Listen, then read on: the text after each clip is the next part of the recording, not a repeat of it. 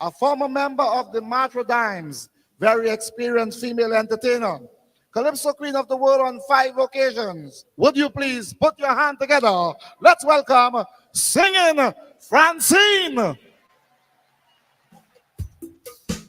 Thank you.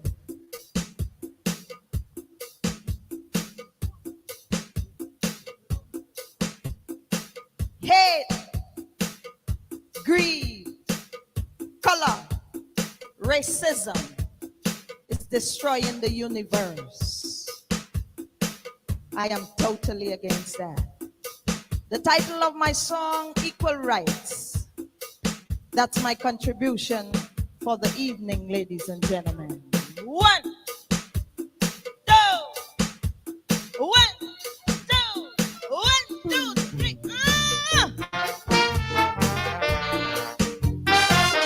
Equal rights.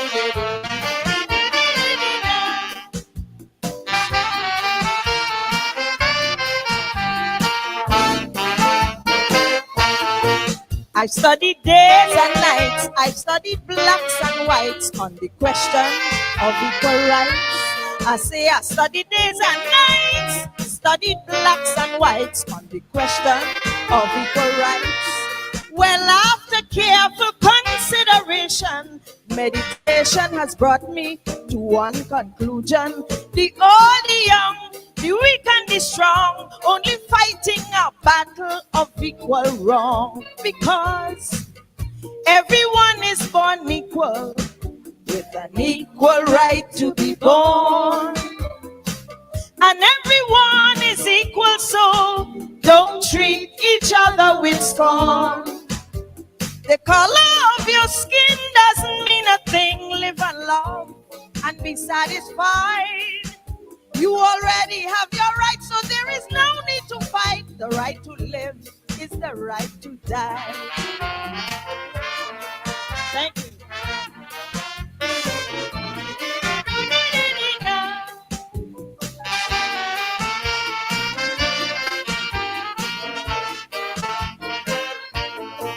It is a simple case that we cannot face. We all belong to the human race. So you can tell your bud, we all are made of mud, equivalently equal by flesh and blood. So what's the use of all this confusion, discrimination and fight for worldly possession? The rich, the poor, the weak and the small are equal in size when the master call. That's right. Everyone is born equal, with an equal right to be born. And everyone is equal, so don't treat your sister with scorn. We have the same earth to live, the same life to give, and yet we will not unite. We ought to be ashamed to play a dirty game and then talking about equal rights.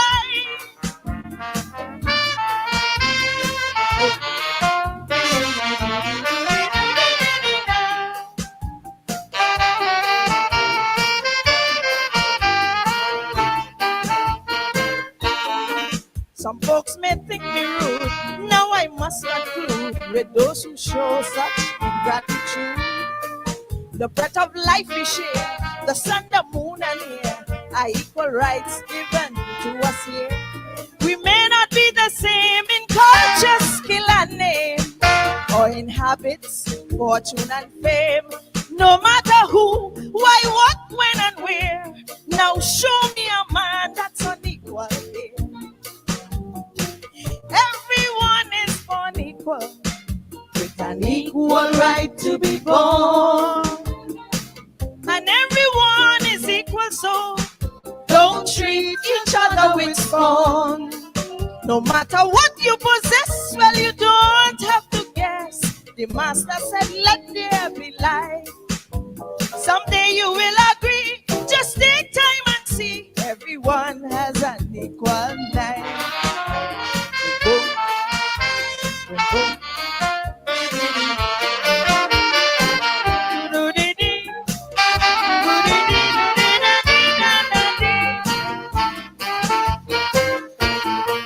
Now there are foolish men who know but still pretend the laws of nature try to amend. No matter what you feel, the truth you can't conceal. And for sure, what is real is real. We may not be the same in culture, skill, and name, or in habits, fortune, and fame. No matter who, why, what, when, and where, just show me one man that is equal here. None. Everyone is born equal, with an equal right to be born. And everyone is equal, so don't treat your sister with scorn. We may differ in looks, in language, in shape, in ways, or even in height. But please don't forget, in life or in death, everyone has an equal right.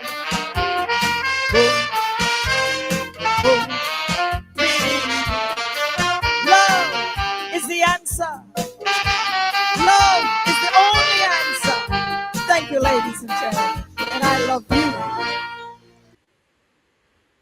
you. Yes, good evening and welcome to Politics 101 on a Thursday evening. Love is the answer. Love is the answer. Love is the answer. Singing Francine, one of the greats, equal rights, making a plea for human equality, human equality. Good evening, wherever you're joining us from. Love is the answer. Love is always the answer. Lots of time we forget to say, we love you, I love you. People who are in the kind of work that we do, the kind of political work, don't often say, we love you. We love you. And I try as much as possible on this program to say love. Love is the answer. Love is always the answer. Even love thy neighbor as you love yourself. But even those who hate you, you try to love them. You try to love them. Good evening to all of you. Good evening to all of you, brothers and sisters. Good evening to my brother Vibert White from the East Bank, Grove. Good evening to all my friends, my relatives from New Amsterdam. Good evening to you. Good evening to all of you. Good evening, especially to the people of Linden. A wonderful good evening to you. My brothers and sisters in Buxton, always a pleasure. Always a pleasure to be able to say that I come from your womb. I come from your seed. Always a pleasure. Good evening, all the wonderful people. Mocha Arcadia, always a special good evening to you because you're fighting people. You are being harassed, debased, trampled upon. But you live, you live, you live. The people on the West Coast, the West Side, Virginusian, Stroudville, Den Amstel, Blankenburg area. Good evening to all of you. Good evening to West Coast Bobbies, all of you from West Coast Bobbies, the quarantine. Some of you are joining us from the interior. Good evening to all my Indian Guyanese brothers and sisters. We love you too. We love you too because you're human beings. We love you too because you're Guyanese. Our motto on this program is equality and justice. Equality and justice. We love you too. We love you too. Politics must not tear us apart. Politics must not tear us apart. At the end of the day, politics and politicians come and they go. But we remain Guyanese. Good evening to you, Patricia, from Buxton. It's always a pleasure, Buxtonians. I hear you. I see you all. And thank you all for standing with us. Always standing with us. Always standing with us. And all of you who are in the diaspora, all of you from the Caribbean, who are joining us from North America, Brooklyn, Queens, New Jersey, Florida, Georgia, in particular Atlanta, and my home people in Maryland, Washington, D.C., Virginia. How about all my friends in Arizona and out there on the West Coast, Atlanta? I'm talking about Texas, California.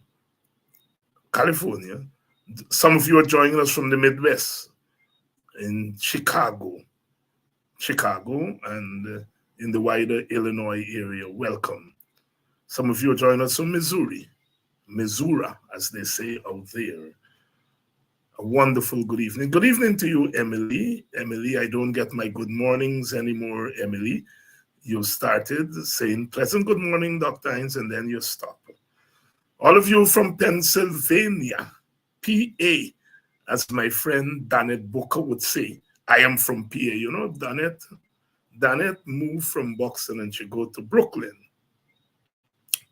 And then she moved out to Pennsylvania. And she don't say, good evening, I'm joining you from Pennsylvania. Good evening, I'm joining you from PA. Good evening, Danette, and good evening, Juanita Emmanuel, who is also joining us from PA, Pennsylvania. Wonderful good evening to you. My sister, Lynette Zephyr, always my close sister. And as I always say, I'll be knowing Lynette and Mojin, got to school with them, Roman Church School in Buxton. They were always, as a twin, we call them twin girls. And you know, twins, they stand out. They are always in the mix. And, you know, we migrated and they would come to Washington, D.C., Maryland every Memorial Day weekend. We used to have a big to-do there, big Guyanese weekend, and Boned, Errol Battisfield, who sponsored that. And so the old Buxton crew would come, and our house was the base. Whoever staying where, they put on the bag and they come to our house. And when Mojin and his sister come in, they just take over the house. And when you see they take over, even me and my brother George and Brian, who live in the house, we got to know we place, because when you see they take over, they run things. You sleep in there, you sleep in there, you not you in that room and thing. And them girls take over, take charge. You heard the start about take charge women? They take charge. And we had a good, I never know Lynette Mojin. I never know Mojin was a political animal. Never in all them years. It's when we start this online thing and Mojin there every day, every night calling in.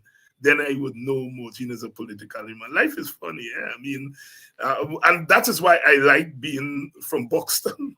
You know, people deal with you the way you are, you know, and so on. It's nice. It's nice. And so many people, so many Buxtonians I go to school with Cookie. Cookie, nice, quiet girl from Buxton back then side. Never know Cookie is a political animal.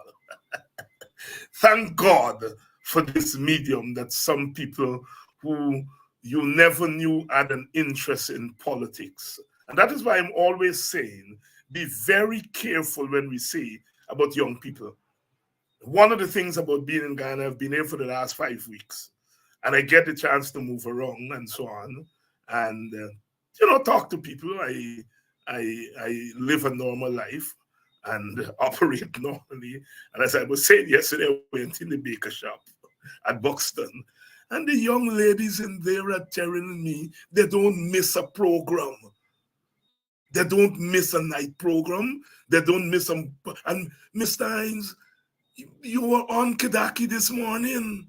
And I said, yes. And they could tell me what was saying. The young people in their 20s. And sometimes we charm them down and said they don't have time with Paul. And I don't know, God don't come, but he does send. And it just so happened that a lot of the people who I am interacting with in my this stay, mostly young people.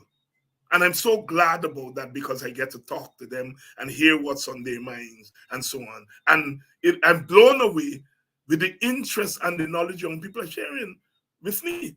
So, you know, you learn as you go along that it is simply not true that our young people are not paying interest in politics. They're not paying interest in politics. A lot of us say so, but that's not true. And you're learning as you go along. I want to say big up to all those young people who are on this program, those who say, you know, when they get out from work, they listen later on. I want to big you all up because we get you all wrong. We get you all wrong. A lot of young people are on this program. Good evening to you all. Good evening, Sharma. Good evening to my friends from Breeder Street. At 3 times since I come, I got to go and park. I went to court the other day. Kidaki was passing through court. Well, you know, parking terrible there. So I had to park till Panatfi Street. And it's the 3rd time since I'm here. I park, and all 3 times I run in to one of the sisters from Breeder Street. Shout out to you all. Shout out to my Breeder Street sister. Miss Steins, I don't miss not one night of your program. Now we know I'm putting faces to names. Faces to names. Good evening to all of you. My wonderful sister, Lynette Greenwood. Yes, Lynette, tell them share the link. Share the link. Politics 101. Lynette Greenwood, Congo people. We meet a little Congo by the other day, Lynette. Sissy Bob grandson. So me say, by who you? Who you? He tell me he a Judy's son. Me say, who Judy? Judy from Annandale. Me say, Sissy Bob Judy? He say, yes. Lynette, me tell him your whole family story. Me read out to he whole family tree. He's a big man. Oh, you know all of that. Oh, he watch me.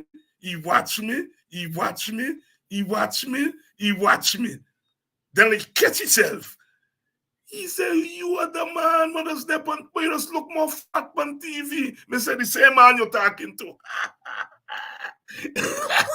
Mickey, the whole family story from Miss Rowe come right down, and then Mickey, the whole Annandale story. Big man, oh, you know all that. Good evening to all my friends and family from Annandale, Congo pasture, Congo people, Congo Creole. Good evening to all of you.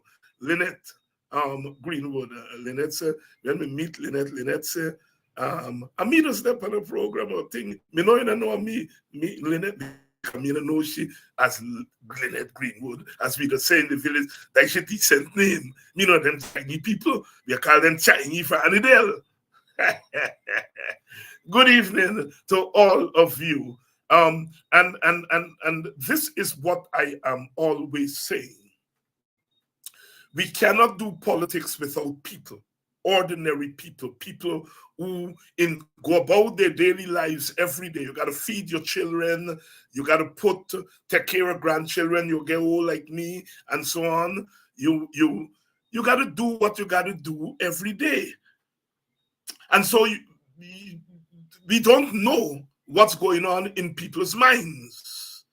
What's going on in people's minds until we meet in fora like these, or you walk the streets like I do. You walk the streets like I do, and you get to talk to people and you hear what's on their mind. That is why I always defend. When people say Guyanese people take nonsense, then they're not going out, they're not doing this. We cannot know what's going on in people's minds until you engage them wherever they are. You engage them. And so I want to say blessings and thanks to all our people and to say this revolution is about you all. Good evening Those of you who are watching from Atlanta, Chisel. I mean, Chisel Chipper. The most creative people in the world are West Indian people. Creative, the creative minds. And we have to be, because if you would have gone through what we went through, whether it's on the slave plantation or in the the barrack yard or in the lodges and so on, the bongyard, when our East Indian brothers and sisters came on the plantation, then the bongyard, whether it's the bongyard or the nigger yard, as they used to call them, that experience has taught us wisdom. And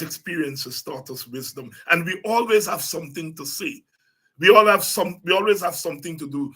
The amount of advice and very shrewd political advice that people are giving me. And I say to myself, my goodness, if these people had a chance to go to big university and so on, they would become geniuses. The advice. And I'm always grateful for the advice, especially the advice with people who would say to me, be careful, always concerned about your safety and so on. And I'm always very, very thankful for that. Flash Gordon, good evening, my brother. Always a pleasure. Shana, good evening. Jomo and Nkrumah. There's a real African. When I was a small boy, growing up in Buxton, remember, Changi, when we used to go up, we had two Larry in Buxton, Abu Bakar and Jomo Kenyatta. That was two Larry. Them big man named the Larry. I call them Canton now. I used to call them Larry. Two Larry in Buxton. Bakar, Mr. Andres, Abu Bakar, and Jomo Kenyatta. They named the Larry after two African leaders. That's consciousness. That is consciousness. Jomo Nkrumah, my brother, love you all. Good evening, Kim. Good evening, Paul Henry. And so true, Hector. The creativity, Miss Susan Skeet. Always wonderful. Good evening to all the people in Mocha, Arcadia. Honorable Nima Flubes, always one of my special persons. And I remember as a small boy, they used to get excursion going steady from Buxton to Mocha. I gone with me auntie to excursion. And when you're going into Mocha, they used to plant pine. When you're going to Mocha, now you see big house, they're on left side, right side. All that they used to plant pine, you call them pineapple now. And as a small boy, you look out through the bus window and you watch pine. They used to grow pine when you go in at Mocha. And when you meet in at Mocha, in the Mocha people always like they get a special move. They get a special, it's the African thing, It's the African thing. They get a special way that is move. We in Buxton get the Buxton move, but you know it when you go to a place like Mocha. And I still look at it whenever I go into Mocha. I still look at it. The people move in a certain way. It's a kind of glide. Them lady throw themselves on a glide. It's like when I go to West Coast Bobbies, we all are black people, But we the thing that's expressed differently, expressed differently. I could never forget the first time I set foot in Africa was in South Africa. 18 years ago. Gone to South Africa. When you go in them African country, Nima, you were in Ghana, so you know what I'm talking about. When you go to them African country, they carry you to a village to initiate you. So we got there as part of a delegation with some professors, and we were there. And they took us to this village to initiate us. When I meet in the village, within 5 minutes, I see about 10 people from Buxton. Meaning, there are people, if ever I doubt that I was an African, when I got there, 10 people, I said, look, Miss Frida, a lady walked just like Miss Frida. Just like Miss Frida. I said, look, Mr. Ogo. You see people who look exactly like people in your village. And I had that same experience when I went for the first time to Brazil, to Bahia, with the black people there, you know, and you see them and you say, oh God, look, my family. Good evening to all of you. Good evening, Paul from Cleveland, Ohio. Good evening, my brother. One of the historical places, black places in the United States. My uncle, William Osborne and his family lived there. Brother William died a couple of years ago. So if you know the Osbornes, they're my brother. Them is my family, them. His children and nieces and nephews, they're still living there. And it's a place I would visit a lot. And they got a couple of bucks and people out there, them two by Scott. Nisa Scott, two son them. They're out there in Cleveland, Ohio. So welcome to all you wonderful people who are watching from Ohio, Cleveland, Ohio. A very nice place, very nice place. Very nice place. So here we are this evening, and we're up against the struggle. I understand the president, Irfan Ali, he had a press conference today. So Mr. Jagdeo didn't do the press conference, the president did the press conference, and he addressed, I understand, the issue of the sanctions by the United States and the Mohammed family and other government officials. And I haven't had a chance to look at the press conference, but I understand he made some admittance. I'm going to look at it later on tonight. He made some admittance about his involvement with that family. And you know, the emphasis I have been making on this program is the culpability of the government. Never lose sight of that. There are individuals who are involved. The family that is involved, and understand other individuals are involved. But our interest here is on the role of the government. And I think they've gotten to the end of the rope. And they've got to go. They've got to go. Good evening to you, Susan Skeet. Good evening to you, Kim Walker, Althea Jones. Good evening to you. We've got to make up our mind. Lester Beckles, good evening. Ivor Miller, good evening. Good evening to you, Tommy Gibbs. All of you. C-Tread Gibson.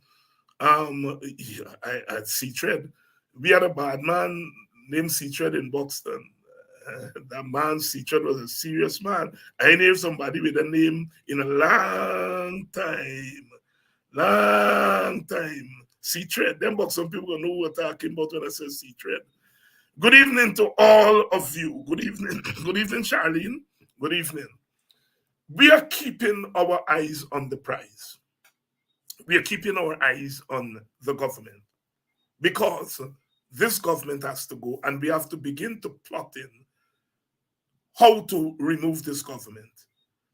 We are in an era where elections are the means by which you're going to remove government. There was a time gone by, you could remove government by insurrection. Some governments were removed by revolution. That era is no longer with us. And we are in the era of elections. So we've got to remove the government by elections. And we have to commit ourselves to that. Elections, of course, are a two-edged sword. Some people hold election for the sake of holding elections, meaning they hold elections and they rig them and they get into office. And you can't argue, they say, because we have been democratically elected. So we are saying that, yes, we are committed to elections, and we have to struggle to ensure that those elections are credible, because it's the only way that is open to us. And if that way is open to us, then we've got to make sure that it's credible. Our election machinery in Guyana is not credible. And so we are struggling, and we must struggle to make that election machinery credible. But as we are struggling to make the election machinery credible, we can't say we are waiting till we are satisfied that the election machinery is credible before we start preparing for election. We got to walk on 2 foot. We are preparing for elections if much we are struggling to make the election machinery credible. That's the heights that we're on. All right? This thing can be one or the other. It got to be both all two, as we would say in Guyanese parlance. We are struggling to ensure that the machinery is credible. Biometrics. Biometrics is a must, because we learned the last time that the PPP got at least 1 seat, at least, and maybe more than 1 seat, got through voter impersonation. And so therefore, if we were to get biometrics, which they use in places like Jamaica and so forth, if we were to get biometrics, then we would be able to take care of most of the voter impersonation. And that could take away at least 2 seats from the PPP. At least 2 seats from the PPP. We have the evidence where the police, when the APNU AFC sent samples to them, they were able to verify that 80 to 90% of the samples that were sent to them showed that the people were not in the country. And there were about between 4,000 and 5,000 people who were flagged. And that's a seat. So biometrics could cut 2 seats from the PPP, 2 rigging seats from the PPP. So it's important that we fight for biometrics. The other thing, of course, is the voters list. We have over 200 extra people on the voters list. And the PPP is telling us, well, not a big deal. All that got to happen is when the people go, you verify this and verify. No. If you got 200 extra people, and it takes 10,000 people for 2 seats, you can easily steal 10,000 from that 2,000 extra, that 200,000 extra. And people would hardly notice it. People would hardly notice it. If you are able to steal 100 votes, 100 votes from 50 communities, that's 5,000 votes as a seat. And that's how the PPP been doing it all the years. They don't thief big. They go to each community and they steal 100 here or 200 there. And by the time you catch yourself, it's 2 seats. They gone with you. So that if they got 2 seats from voter impersonation, they get another 2 or 3 seats that you thief from the voters list, the padded, bloated voters list. And then they're now courting the immigrants, the Brazilians and Venezuelans and Colombians. And they're able to thief another 3 seats there. That's 3 and 3, 6 and 2, 8 seats they're gone. That is how they intend to rig the election. And we know our elections are close. The APNU FC run with 1 seat. And so therefore, if they're able to thief 5, 6 seats, then that's it. The elections are rigged. The elections are rigged. You see, when somebody tell me that they see Mr. Mingo with a bet sheet and that's rigging the election, they're taking me for a fool. Because you don't rig election with bet sheet. You rig election the way the PPP has been rigging elections. And so therefore, we've got to struggle. We've got to struggle. And we have to struggle as people. As a people, who believe we are equal. That is why the calypso that we started with tonight is so important. Equal, equal rights and justice. Equal right by singing fancy. And gentlemen, one, two, one, two, one, two, three. Equal right.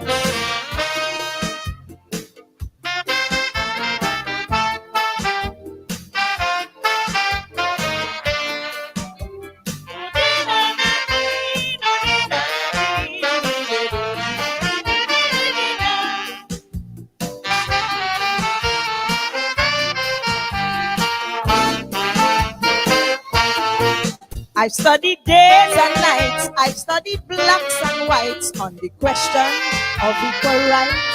I say I studied days and nights, studied blacks and whites on the question of equal rights. Well, after careful consideration, meditation has brought me to one conclusion. The old, the young, the weak and the strong, only fighting a battle of equal wrong. Because everyone is born equal, with an equal right to be born.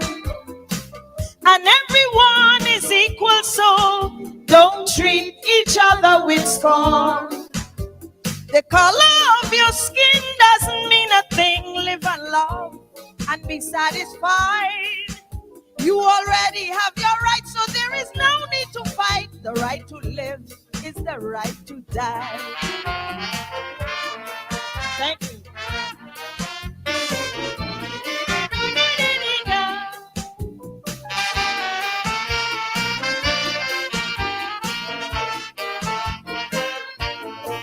It is a simple case that we cannot deface. We all belong to the human race. So you can tell your bud, we all are made of mud, equivalently equal by flesh and blood. So what's the use of all this confusion, discrimination and fight for worldly possession? The rich, the poor, the weak and the small are equal in size when the master call. That's right. Everyone is born equal, with an equal right to be born.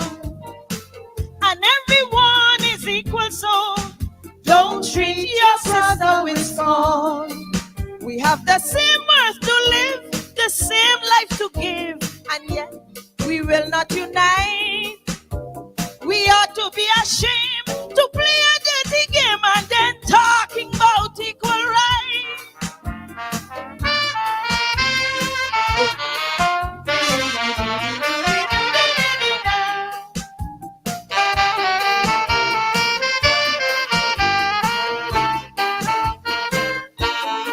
Some folks may think me rude. Now I must conclude with those who show such ingratitude. The breath of life we share, the sun, the moon, and air are equal rights given to us here. We may not be the same in culture, skill, and name, or in habits, fortune, and fame. No matter who, why, what, when, and where. Now show me a man that's unequal here. Show me a man or a woman that is unequal here. We are all equal. We are all equal. And that has to be a watchword. We are all equal. And we live in a Guyana in which we are not all treated equal. And people are trying to tell us that we must submit ourselves to be treated unequally. You see, when somebody has power, and then they say, look, don't rock the boat. Don't do anything untoward. Just join me, and we are going to have a national narrative. What they're talking about is a national narrative in which they are dominant. And that is the trick they're trying to pull on African people in Guyana, and by extension, opposition people. They're trying to say, okay, let's have a national narrative. But then having a national narrative when they have the economic power in their hands, the political power in their hands, the cultural power in their hands. And they're saying, let's be national, let's have one Guyana. But of course, it's one Guyana, but it's one unequal Guyana. Singing Francine is saying there, we are all born equal. And if we're born equal, we have to live equal. That's non-negotiable. That's non-negotiable. And so we were talking about election just now. And we are saying that we are preparing for elections. And that we are prepared to accept free and fair elections. And we're going to fight for free and fair elections. But this question of human equality is not an election thing. It's a day-to-day thing. And so therefore, this thing about our equality in Guyana has to be taken seriously. And that is something that we have to struggle for every day. And it starts with us African people. We don't get equality just like that. We have to demand it. We have to demand it. And that is why they're trying to shut some of us up. Because they feel if they get us out of the way, then they can make our people unequal. They can treat our people unequal. You see, there are some black people, like those in the PPP, and I don't mind black people being in the PPP. That's their business. But if you're going to go in the PPP, as a black man, as a black woman, do not sell your people or do not sell yourself. Go in there and stand up as a black person and say, I'm in the PPP as an African and I am equal to other people in the PPP. And I am not going to tolerate the PPP government trampling on black people. But no, the people in the PPP are the ones who are easiest, quickest to denounce and trample their own people. That is my problem with them. My problem with Robeson and the bishop and some of the others. My problem with them is not that they're PPP. My problem is that they're going to the PPP and they stop being African. They stop being African. They accept second-class citizenship. And then they're urging their fellow black people to become second-class citizens. And that's my problem with them. So they see some of us as threats.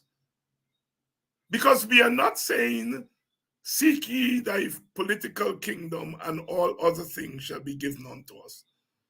We are saying we want the political kingdom, we want the economic kingdom, and we want the cultural kingdom too, equally. Equally. If you are looking at us and tell us that we are worth $100,000 and you're giving 100 million to others, then you're really saying to us that you all are second class, third class, low class. And so that is a clear and present danger, and that has to be fought every day. And we are not giving that fight up. We're not giving that fight up. Because the minute we give that fight up, we are surrendering ourselves to be enslaved. And people have to know that the harder they come, the harder they fall. That if you come at me trying to take away my dignity, I won't fight you back with my dignity. You see, some of the people across on the other side, they're vexed with me Because I say to you all on this thing that I've been to school and urging you all to go to school. And they feel that we are probably looking down on them. Now, if people in the leadership of the PPP can't talk properly or can't mambo properly, that's not my fault. That's not my fault. When I talk about education to you all, is I am saying do not give up education. Send your children to school. Even if you didn't make it too far, make sure you pick me to go far. Because education at the end of the day represents power. And they have a problem with that. David Hines always say that he been to school and yet, damn right. Because you all are saying that black people don't want school. All they want is wine and jam and wine. So I'm telling you, that's not true. We like school. There's one thing I can say about African people. That they may not make it far, but they always want the children to go far. I see it up to today. The women especially, were always trying with their children. Were always trying with their children to school. Education is important. And they don't want me to talk to you all about education. Now they went back, as I was saying a couple of nights ago. They went back to a speech I gave in Victoria. They say September. Some people are saying it's August. I can't remember. But it was shortly after they came to power. And I asked Guyanese people, in particular African Guyanese, to undermine the government. And I stand by that to today. And they're saying that it was that call to undermine the government that influenced people to go at Monrepo and beat up Indians and take away their food. First of all, nobody beat up anybody. Nobody beat up anybody at Monrepo. Yet big men, educated men, sat down on a program and a line on black people to say those people went and they beat up Indian people at Monrepo. You all remember what happened at Monrepo? Nobody can get beat up. But it's a thing in which they like to portray our people as hooligans. And that is why I always say that I went to school, because I'm making a larger point. That we are not hooligans. We are as educated as other people. We are as reasonable as other people. And they're sitting there lying. We know that nobody beat up any people. They set a few people up in the march. The police stopped the march at Monrepo. The people that planted the march went and they robbed the people, take away the food and things on the stall. They set it up. They didn't stop the march at Buxton. They didn't stop the march at BV. They didn't stop the march at Annandale. They didn't start the march at Strathpay, Monrepo, Enmore. These are all Indian areas. They stopped the march at Monrepo because the market is there on the road.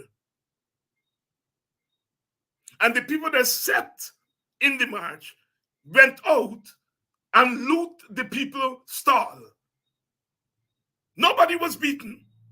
Yet these big men 4 years later are lying on black people and saying, David Hines tell them in September 2020 that they must undermine the government. They listen to David Hines and then they go and beat up Indian people.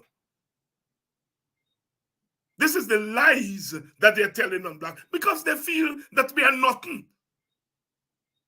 And they want to get people like me out of the way so that they can lie to you all and make you all believe their lie about you all. They want to make black people into hooligans. And they want to say that it's Guyana and David Hines and Kidaki and Henry Jeffrey and Nigel Hughes who are making you all into hooligans. And I want to say to them, that is why I said to them, we went to school. And the fact that we went to school, we are not going to socialize our people to be hooligans. We are socializing our people to be conscious. And that is what I am saying here. Be conscious. Be conscious.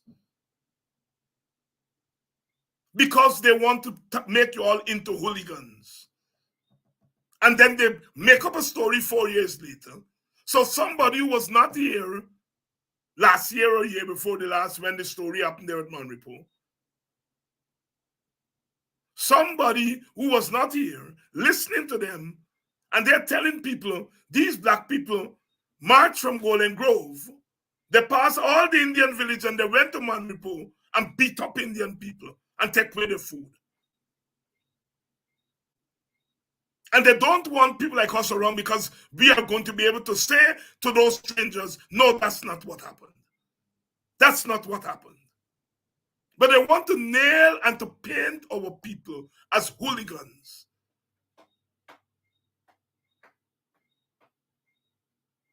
As hooligans. Now, they got bad people in all races. And those people who allow themselves to be rented to go and to beat up Indian people, they have to be ashamed of themselves. They have to be ashamed of themselves to allow the PPP to rent them, give them a couple of dollars and say, go and beat up Indian people. First of all, the PPP is cynical. Those people are cynical because you want your own people to get beat up so you can blame other people. And so they're saying David Hines' call that we must undermine the government is what was responsible. And then they go further. They said the person who called in to Brother Kidaki's program and expressed himself in an inartful way, and they're trying to say this person is a murderer.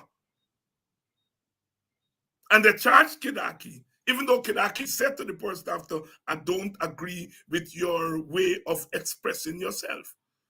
They said, well, look, is David Hines responsible for that? Because this man, they're still in America. And how he is educated about Guyana is because he just listened to David Hines. And they go on the man website and they notice the man is in touch with Guyana. So Guyana responds, 99-year-old Guyana responsible. And this is what, first of all, they paint us as hooligans. And then they paint our leaders as the people who are trying to turn us into hooligans. And I'm not allowing them to pass. So we in the black community have to get our priorities right. And that's why I'm saying every day, send your children to school. I don't care if when they come out of school, they get 4 CXC or 3 CXC, let them go to school. Some gonna get 20, some gonna get 10, some gonna get 3, some gonna get 4. Send them to school. I don't care which school they get to when they finish common entrance. Some gonna go to QC, some gonna go to Bishop, some gonna go to Bladenall, some gonna go wherever. Send them to school. Because they want us. They want us not to go to school so they can say that we don't get education and so we are hooligans. There is a plot in this country to destroy the African race. A plot, a big plot. A big plot. I made the point about the young lady who is now the face of state criminalism. She's the face of state criminalism. And as brother said last night, Brother Nigel said last night, this is an Indian Guyanese-led government. And if you come from Mars and you look at this recent thing and you see a black woman as the face, you'll say, oh my God, well, black people are represented. Yeah. No, she's just the face.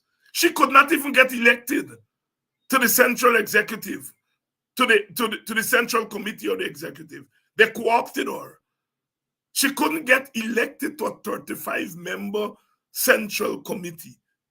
Yet, she is the face of the state criminal enterprise. So when people see that, when young black people see she, they say, well, she's a role model. So they put her to be the face of crime, so our young people can see her as a role model. That is what those people are doing over there.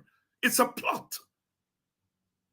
And I have been very easy on some of these people in the communities that they are buying.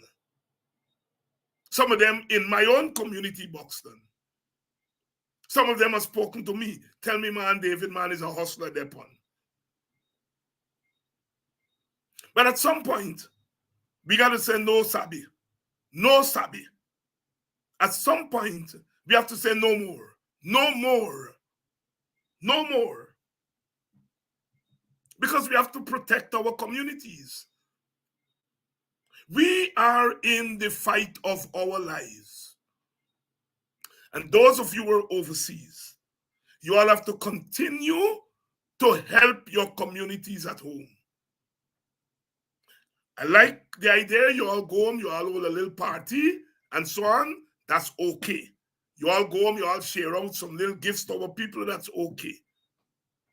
But you all have to begin overseas, those overseas people, to invest in something more, invest in education. It's okay to give the top 4 people in CXC, to give them prizes and so on. It's okay. But you're really helping the best. And the 90% that are not in the top, not getting help. And we've got to devise ways of helping the 90-odd also. I'm not saying don't help those who perform the best. Yes, those who did the best at CXC should be honored and helped. But we have to help those who end at the top, not the top 10. We have to help the bottom 90. And I am prepared to lead. I am prepared to lead that kind of renaissance in our community. Somebody from my own village have begun to engage me about doing something in our village with that. In the old days, at emancipation time, we used to have essay competition, poetry competition. And we stopped that. This year, we are restarting it. We are restarting it. I'm already talking to elders in the village, some of who approached me and said, restart that essay competition. And so we are restarting this year an essay competition targeting young people in high school and young people at the university level. We are also going to have a competition for poetry. Our people are natural poets. We are natural singers. When people write their own song, that's poetry. And so it's not just the song and dance. It's not just the song and dance. It is also the seriousness.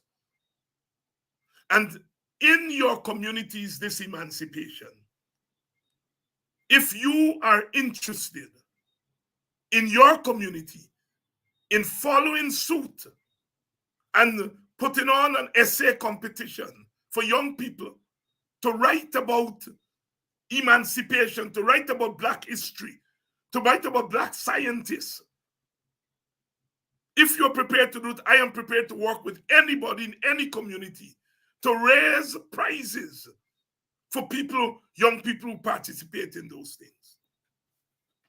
Man shall not live by bread alone. We are doing politics, but we also have to do education. And it's just not just the formal education, the informal education. So in Boston, we are reviving that essay competition and that poetry competition. And every participant will be rewarded. If there are 40 participants, the plan is all 40 of them will get a prize. Clearly, those who are the best will get top prize, but every participant. So we are doing two things. We are getting our young people engaged in cultural education, but we're also democratizing it. So we are not only giving prize to first, second, and third. Everybody who participates. And I'm prepared to use this program to raise prizes so that our young people do not just engage in dance and so on, but those young people engage in creative talents, engage in showcasing their creative talents. Our people must learn to write again, our young people. Let's not fool ourselves. We have an education problem in Guyana. Our young people are coming through the school system. They can't write a paragraph properly. It's no fault of theirs. It's even no fault of their teachers. You can't pay teachers where you're paying teachers and expect them to pay attention to children. And the children can't learn the skills if the teachers don't teach them. It is a domino effect. And I am saying that if the school system is not up to par, then the community has to step in. The community has to step in. And so I'm saying tonight, we have work to do, plenty work. We have the political work to do, but we have the work to do here and now.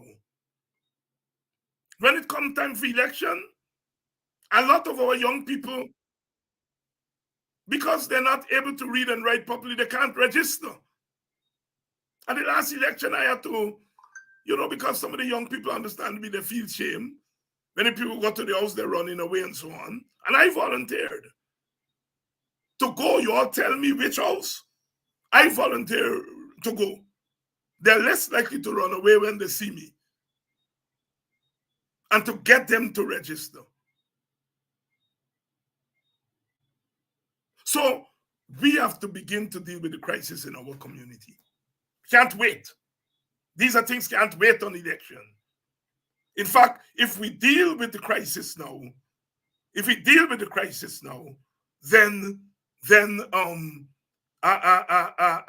it will benefit us at election time. Yeah. The other thing is, in addition to education and culture, we have to get our people into business, our young people. We have to get them into business.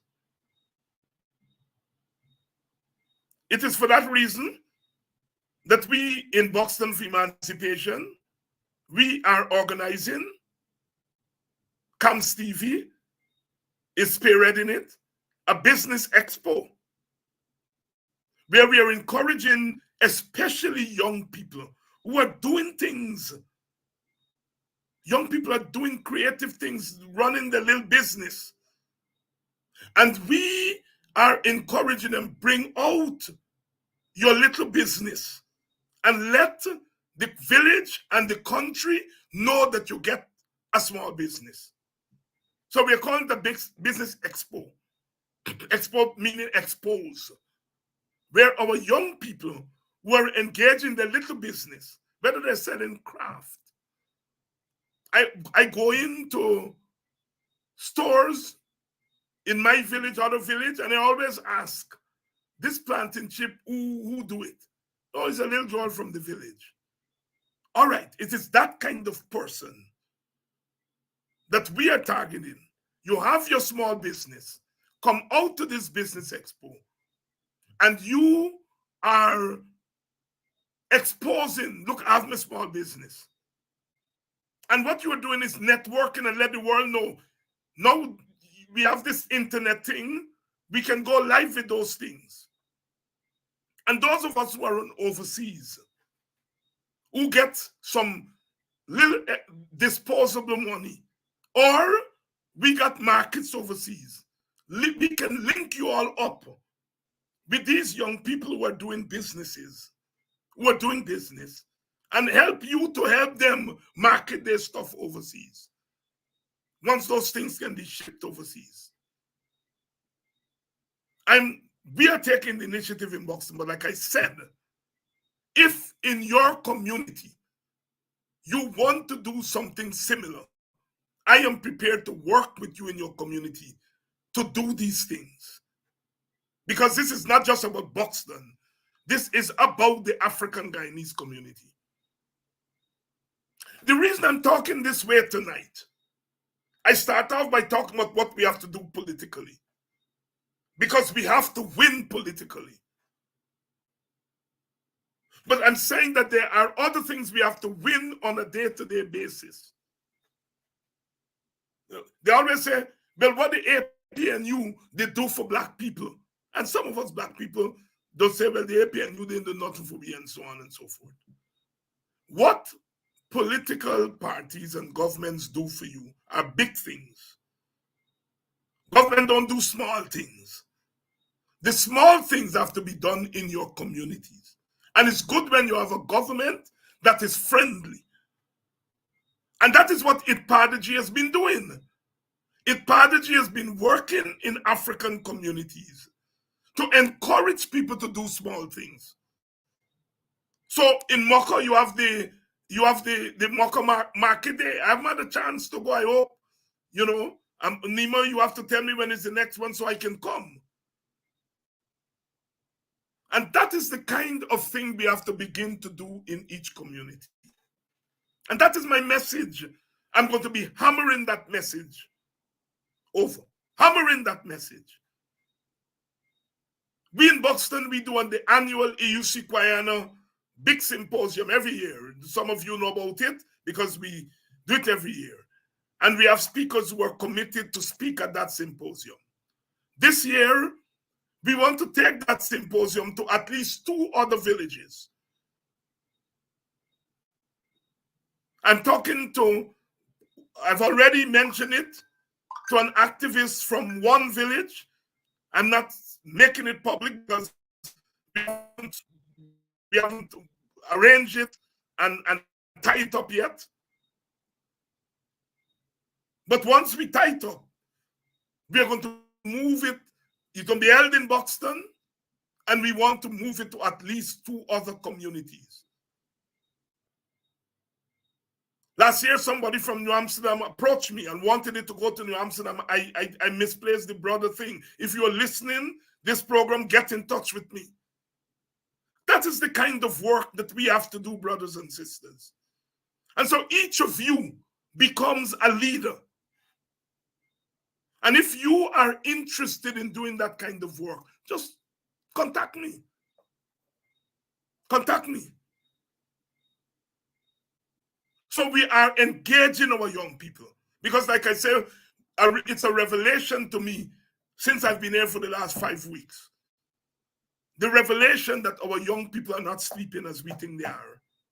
They're not sleeping. They're hustling and they're paying attention to what's going on.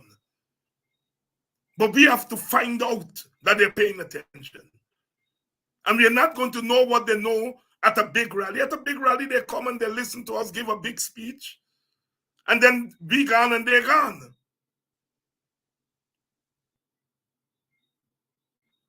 We have to engage them.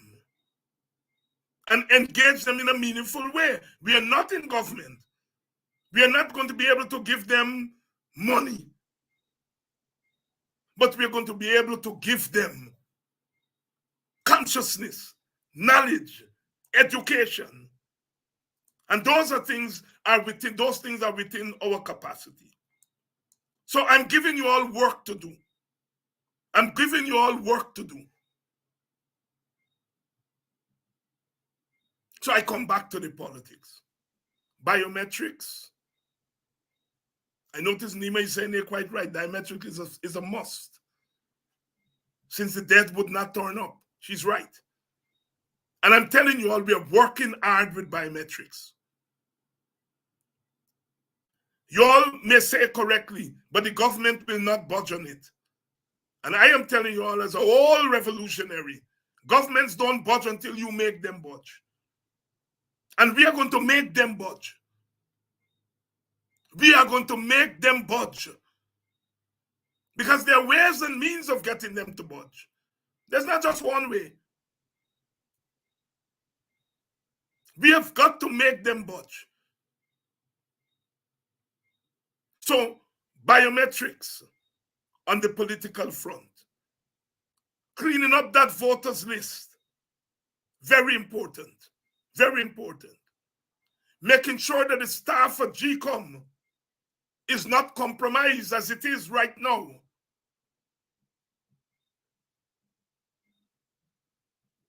We've got work to do politically. We have got work to do culturally and educationally. And so each of us must become an activist. Make your contribution. So we are moving on and moving through.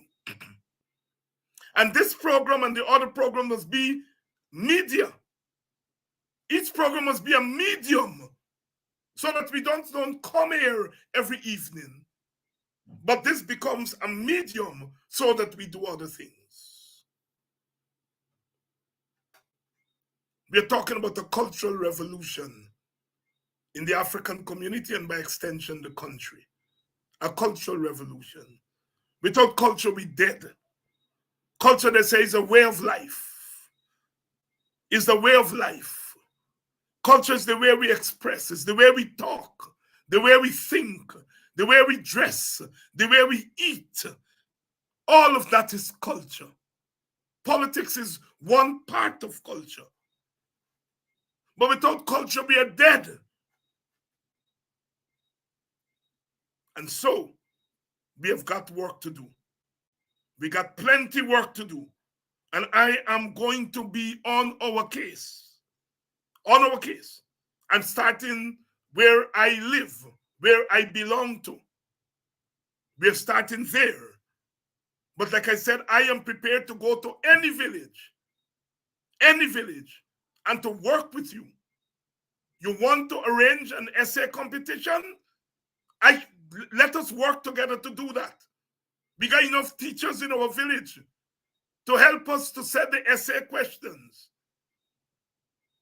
to mark the essays. We are involving all our people. And we want to give our people a token, our young people who participate tokens. And this is where those of us who have a couple penny more than the rest of us come in.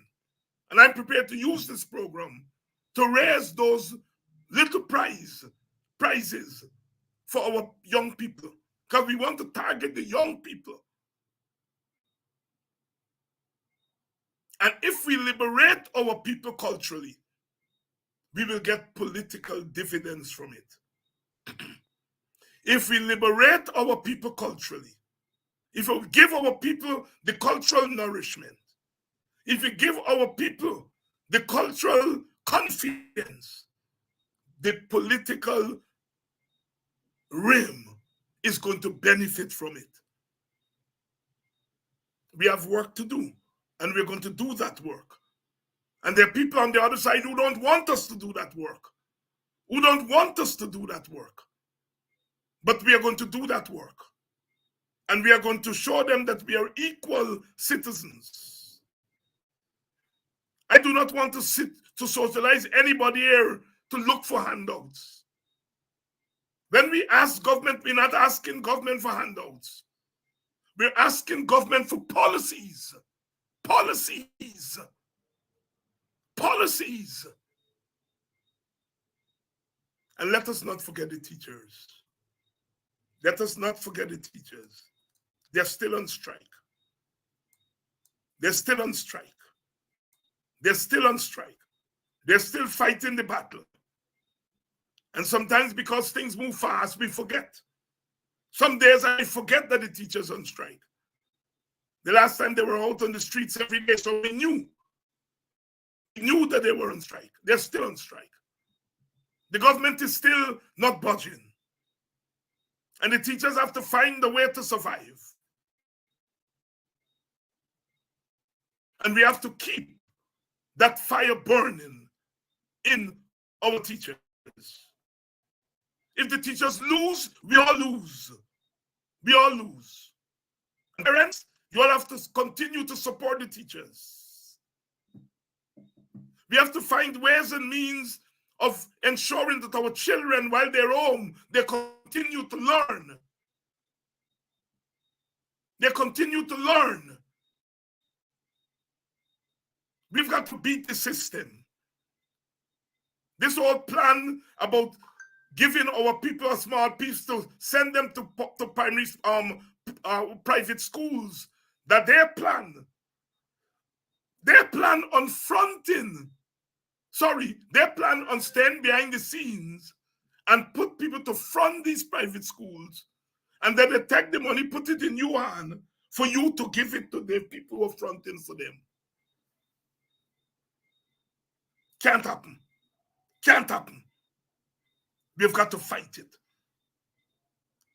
No government can determine for us how our children would be educated.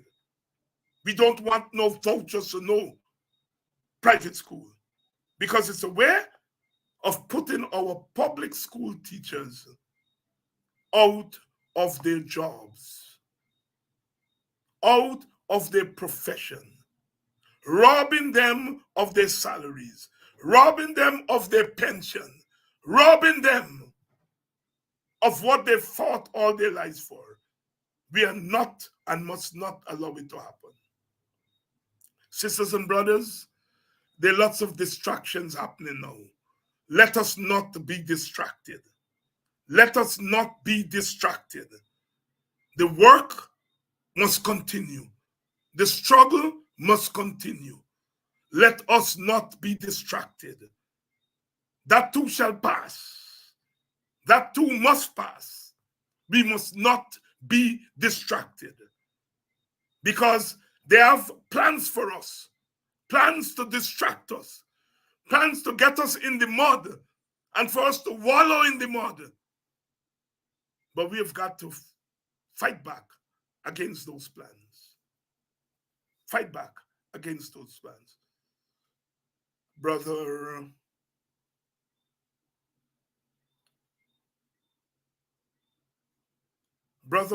was supposed to be here tonight. Brother Roysdale Ford, I spoke with him today. He said he was not in a frame of mind, but he's going to be here next week. Next week, Monday, this is the lineup next week. Monday, Shara Duncan. Tuesday, Roysdale Ford. Wednesday, Amanza Walton. Thursday, Aubrey Norton. We're bringing the politicians here next week. We're bringing them in a space that they can get real again and find their rightful groove. They're losing it. They're losing it. Our politicians are losing it. They're losing it. And we got to rescue them. And I want to use this program to bring the humanity back to them. They're losing it. And we can't afford to make them lose it. So I've invited them. And as I said, the lineup, Monday, Shara Duncan is going to be here. Tuesday, Ford, Roysdale. Wednesday,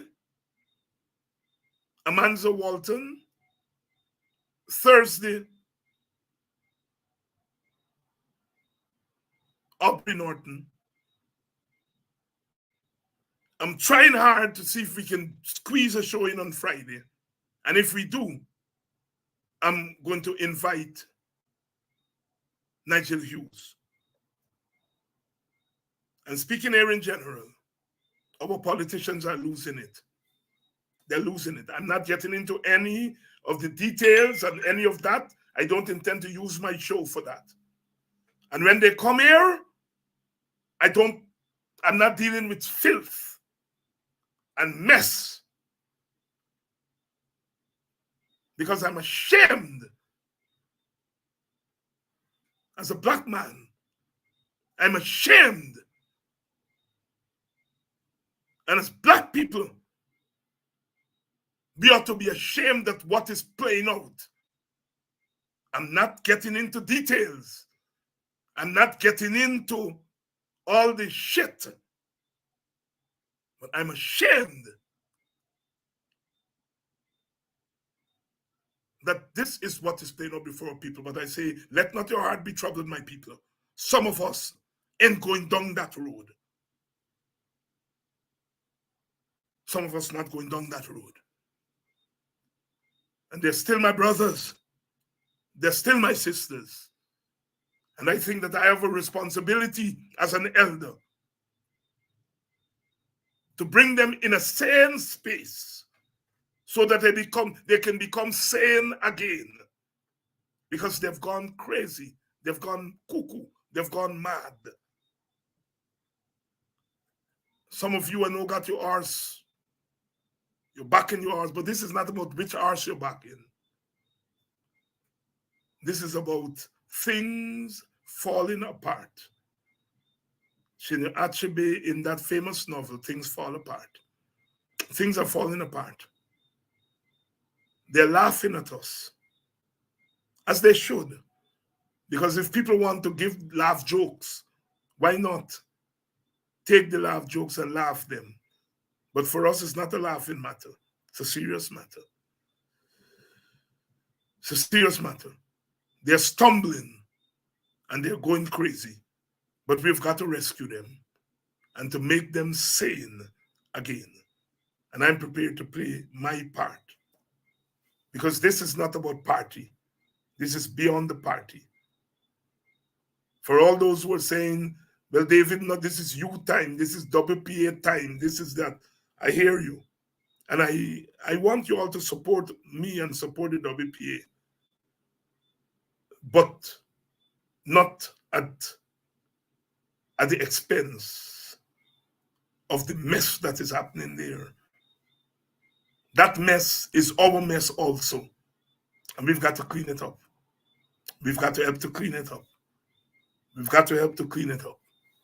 So, by the grace of God, with the help of our ancestors, and with your encouragement, we'll see what we can do in the coming week before the big showdown, the big Congress. The big Congress.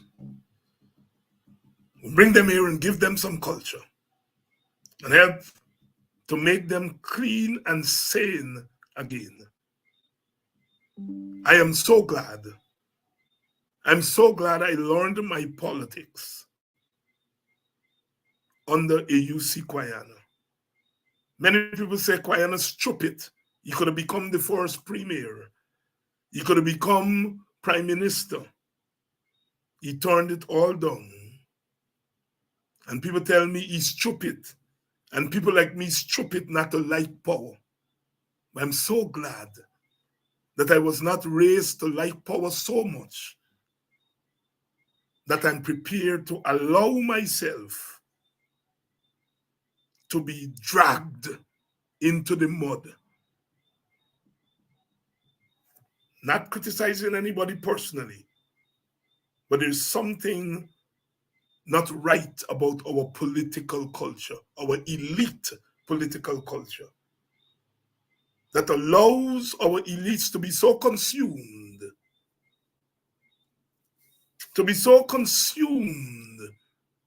with either the taste of power or the promise of power.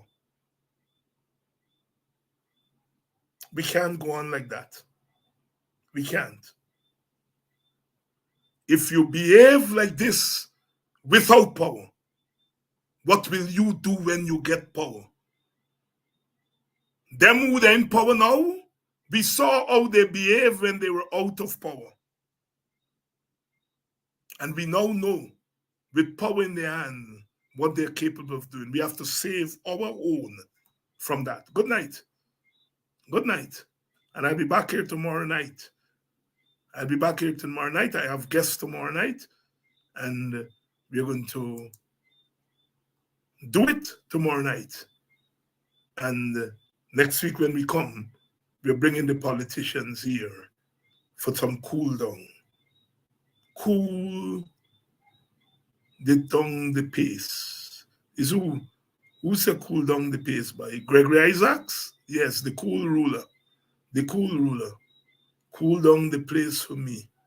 Cool down the pace for me. We're going to bring them here to cool it down a little bit. They can't continue to shame we so much. Again, tomorrow night,